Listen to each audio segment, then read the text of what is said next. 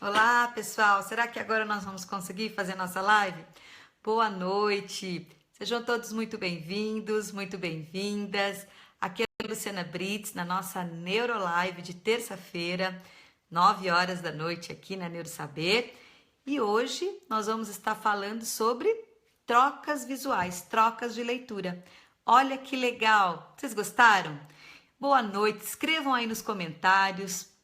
Eu ainda não tô vendo os comentários de vocês, deve estar tendo algum problema aí no Face. Mas depois eu leio todos os comentários. Hoje nós vamos falar sobre trocas de letras na hora de ler. O que será que está acontecendo, né? Por que, Luciana, meu filho, ele lê, eu boto o dedo, ele continua às vezes lendo errado. Eu falo, lê de novo, ele vai lá e lê novamente errado. O que será que pode estar acontecendo, que é uma queixa tão comum que a gente vê hoje, não é verdade? As trocas na hora da leitura, que é o que a gente chama de trocas visuais, tá? Essas trocas na hora da leitura. O meu nome é Luciana Brits, sou psicopedagoga, psicomotricista aqui da Neurosaber e sejam todos muito bem-vindos, muito bem-vindas. Eu tô vendo que tem muita gente entrando e escrevam aí de onde vocês são, o que vocês fazem. Super legal essa troca que a gente tem de terça-feira. A live de hoje é um problema sério, assim, que a gente vê muito, que nós vamos estar falando hoje, que são essas trocas de letras na hora de ler. A criança vai ler o B e lê o D. A criança, em vez de ler o P, lê o Q. Luciana, mas o que será que pode estar acontecendo? Ou vai ler uma palavra, parece que ela adivinha a palavra. Ela fala, nossa, ela começa lendo, depois ela troca tudo lá na frente.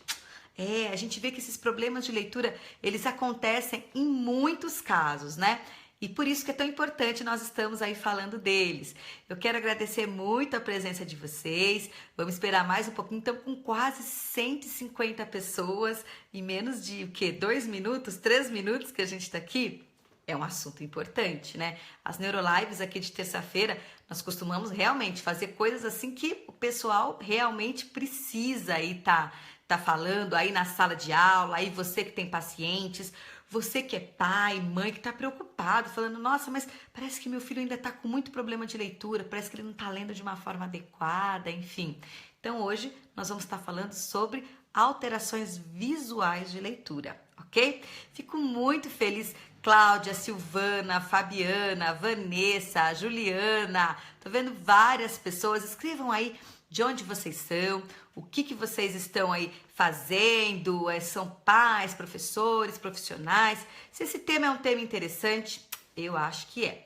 Queria estar convidando, né, nesse comecinho agora, o pessoal de Uberlândia, né? Eu vou estar lá em Uberlândia, dia 18 de novembro, se eu não me engano é num sábado, né? É sábado. Dia 18 de novembro, vou estar lá dando uma palestra sobre psicomotricidade, né? Vou estar dando uma oficina prática de psicomotricidade. Então, é 18 a 19, acho que é 18 de novembro, é num sábado, tá? É no sábado que tem lá, e aí eu vou estar lá junto com o pessoal da Prime. Então, você que é ali de Uberlândia, eu não sabia que Goiás ficava pertinho de Uberlândia, ali de Minas, ali daquela região. Então, vocês, tem gente de Goiânia, de Goiás, um monte de gente de São Paulo indo, super feliz, vai ser uma oficina muito legal, vai ser o dia inteiro no sábado, nós vamos falar da parte teórica e vamos fazer várias atividades práticas. Tem muitas pessoas que já fizeram essa oficina de psicomotricidade comigo e é bem gostoso, é bem bacana, a gente tá trocando muitas coisas legais lá, né? Trocando conhecimentos, trocando aprendizagem, né? Porque na verdade nesses encontros presenciais a gente tem ali a aprendizagem. Muitas pessoas pedindo, né, palestra, a gente queria trazer palestra e tal. A gente tem um e-mail, né, que é palestra@neurosaber.com.br. Então, quem tiver interesse, a gente tá com a agenda bem lotada até julho do ano que vem. Mas não custa lá dar uma olhada, ver se tem alguma data, né, para depois. Enfim, quem tiver interesse, pode entrar lá que o pessoal responde vocês, ok? Bom, trocas visuais na hora de ler. É o que a gente chama as trocas de leitura. Vamos falar um pouquinho sobre elas hoje? Então vamos, né? Carolina Garcia, Rosângela, Vera Lemos, Willa Fontanelli. Vamos falar sobre este tema que é bem importante, né? O que a gente fala sobre? A gente vai falar nas habilidades de leitura e de escrita. Vocês lembram que uma vez eu falei para vocês que a gente, numa das lives, que a gente primeiro aprende a ler e depois a escrever, né? Por quê? Porque a gente começa primeiro com as habilidades perceptuais, auditivas e visuais, e depois a gente passa para as habilidades motoras. Tem lives aí antigas, vocês têm uma série de lives, dezenas de lives, acho que já temos até mais de 100 lives aí, que nós temos sobre vários temas, e um dos temas que eu falei foi sobre essa questão da leitura e da escrita. E a habilidade de leitura, ela parte muito de um pressuposto da percepção visual, ok? Tanto que eu não sei se vocês sabem, a dislexia, ela foi descrita pela primeira vez por oftalmologistas. Ela falava que era uma cegueira congênita, que a criança, ela enxergava, mas a criança olhava e confundia as letras, misturava as letras, enfim. E aí, o que acontecia, né, com tudo isso? As crianças acabavam confundindo na hora de ler, por isso que os primeiros profissionais que aí começaram a ver a questão da dislexia foram os oftalmologistas. Então, a gente fala muito da questão da consciência fonológica, que é muito importante, e realmente as habilidades auditivas, mas a percepção visual, ela é muito importante, porque ela é uma habilidade como pré-requisito para leitura.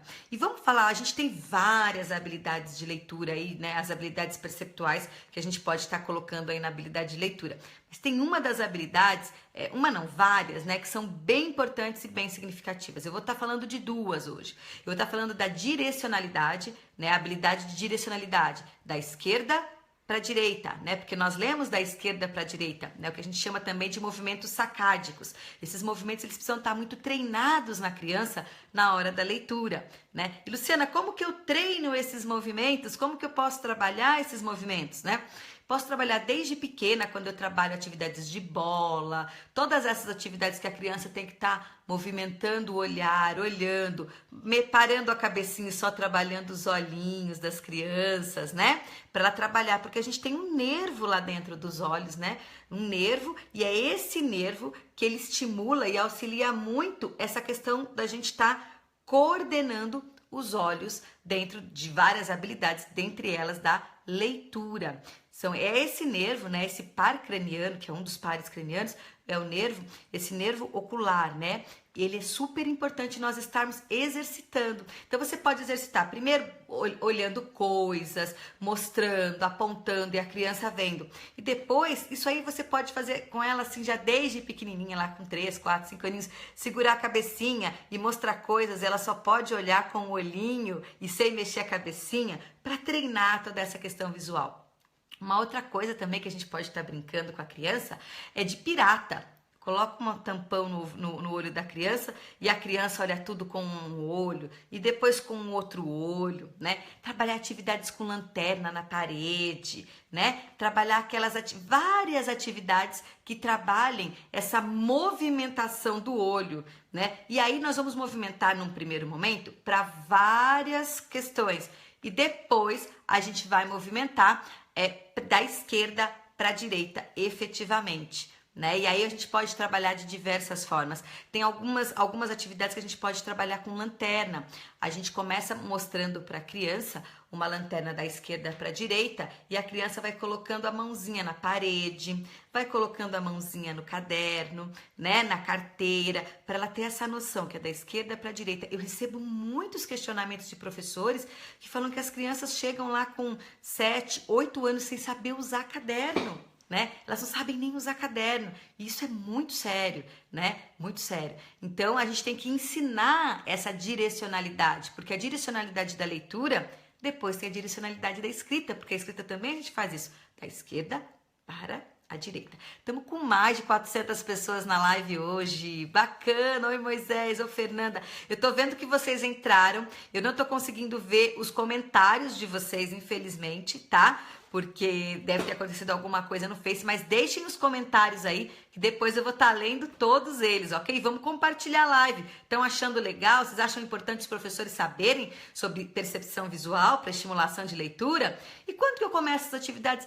Eu falei, gente, lá de pequenininho, lá com 2, 3, 4, 5 aninhos eu vou estar trabalhando isso com a criança. Então, primeira coisa, trabalhar muito essas habilidades visuais de movimentação dos olhos, movimentação da cabeça e depois dos olhos. ok? Então, essa é uma atividade bem legal. Depois a gente tem as atividades de posição no espaço e além de figura e fundo. Vamos falar um pouco de posição no espaço, né?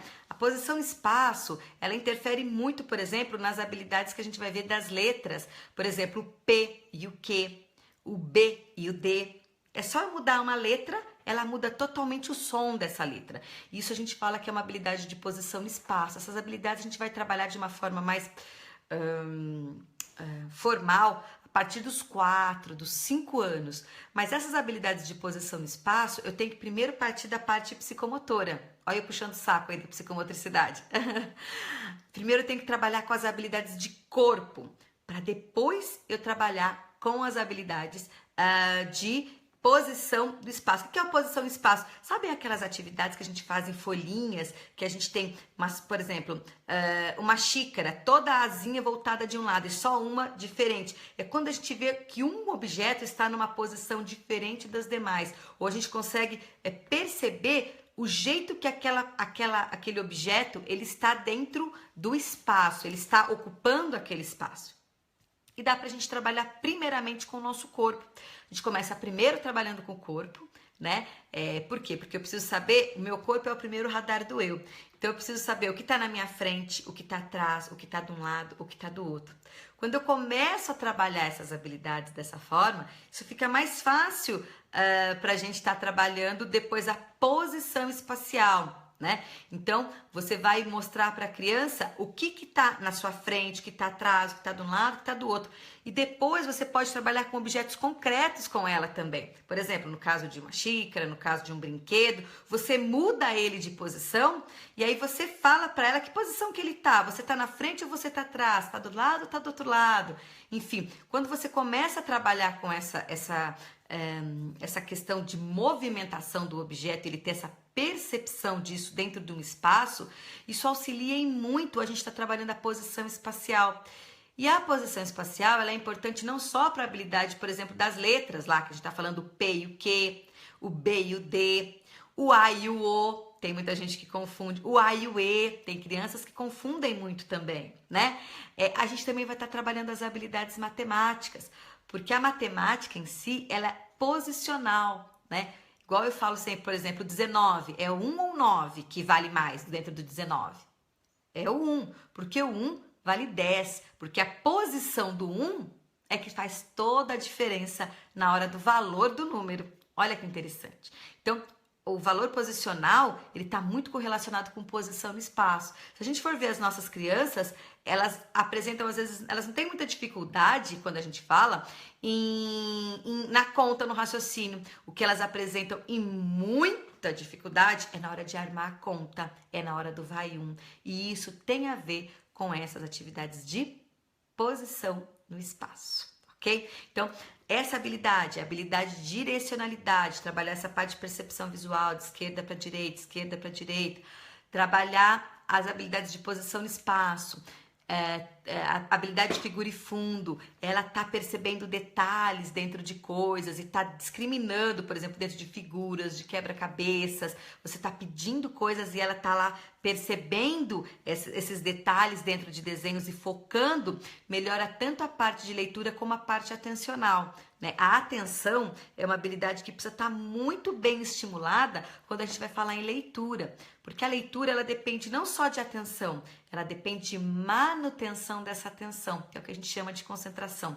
Eu preciso manter essa atenção para que eu consiga fazer a leitura, para eu poder ter entendimento dessa leitura, né? Fazer a leitura de uma forma mais fluente possível, porque quanto mais fluente eu fizer essa leitura, mais rápido eu assimilo no meu cérebro e eu consigo entender aquilo que eu estou lendo, que é também uma outra live que a gente pode fazer sobre fluência de leitura, né? Que a gente pode estar fazendo aí com o pessoal, ok?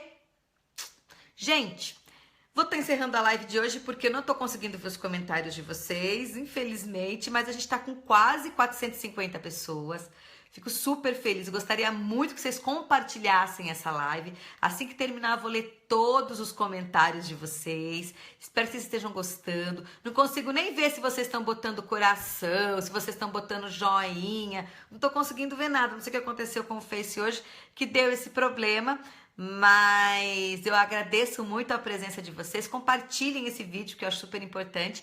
E na terça que vem a gente vai voltar com outra questão. Vamos falar um pouco sobre matemática, vamos falar um pouco sobre deficiência intelectual. Enfim, vamos ver o que a gente vai falar na próxima Neurolive, na terça-feira que vem, às 9 da noite. Ok? Gente, obrigada, tudo de bom. Deus abençoe e até. Tchau!